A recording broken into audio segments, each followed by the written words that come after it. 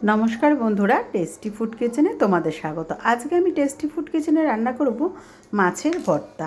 और तोमरा देखतेई पाচ্ছ एखाने 6 पिस माछ निये निয়েছি। माछगुलोर किन्तु साइज खूब छोटो छोटो, तोमरा जानोई माने आमी एकटु बड़ो साइजेर माछ खेते भालोबासी। तो तोमादेर दादा भाई कालके माछ काटते दिए बाजार करते चले गेछिलो, आर माछेर दादा एरकम नर्माल छोटो पिसई करे दिएছে।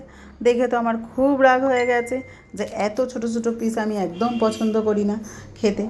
तो भाबलाम जे कि करा जाए, आजके माछेर भर्ताई करे निई। आर तार जोन्नो देखो माछगुलोके भालो करे नुन हलुद माखिए राखलाम।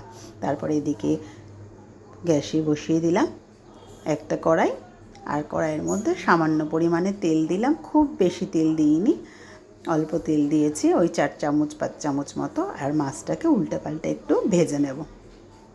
খুব কড়া করেও ভাজবো না, আবার কিন্তু খুব হালকাও ভাজবো না।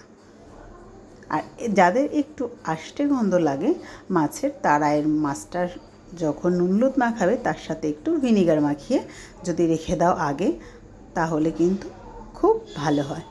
মানে মাছটা ভিনিগার মাখিয়ে রেখে দিতে হবে, আর খানিকক্ষণ পর আবার একটু ভালো জল দিয়ে ধুয়ে ফেলতে হবে। না হলে কিন্তু ভিনিগারের একটা টক টক ভাব বা খাড় খাড় ভাব লাগে, তার জন্য কিন্তু ধুয়ে ফেলতে হবে। ধুয়ে ফেলে তারপরে নুন হলুদ লাগাতে হবে। এরপরে দেখো মাছটা ভাজা হয়ে গেলে আমি ওই কড়াইয়ের মধ্যে আর একটু তেল দিলাম, দিয়ে তার মধ্যে 3টে শুকনো লঙ্কা ভেজে নিলাম।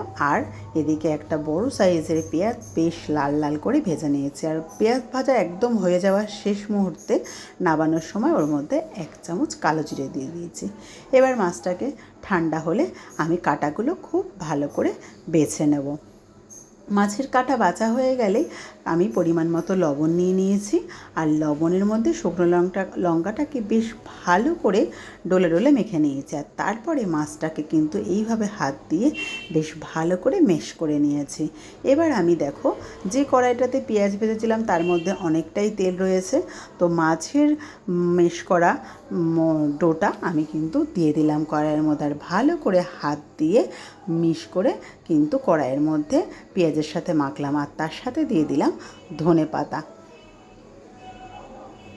এবার আমি একটা স্পেশাল মশলা বানিয়ে রাখি, যেটা ওর মধ্যে জিরে ধনে আর গরম মশলাও থাকে, আর তার সাথে শুকনো লঙ্কাও থাকে। সেই মশলার 1 চামচ দিলাম, আর 2 চামচ মতো কাঁচা সর্ষের তেল দিলাম। ব্যাস, আমার মাছের ভর্তা একদম রেডি। আর এত সুন্দর সুস্বাদু খেতে বন্ধুরা, তোমরা একবার যদি ট্রাই করো তাহলেই বুঝবে।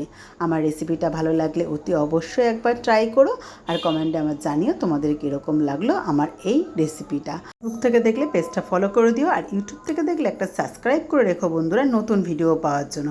আর বন্ধুরা একটু আমার ইউটিউব চ্যানেলটা তোমরা সাবস্ক্রাইব করো, যে যে দেখছো, তাহলে খুব খুব উপকৃত হয়। আর আমাদের ভালোবাসায় একটু এগিয়ে যাবো বন্ধুরা, এই কামনাই করি তোমাদের কাছে।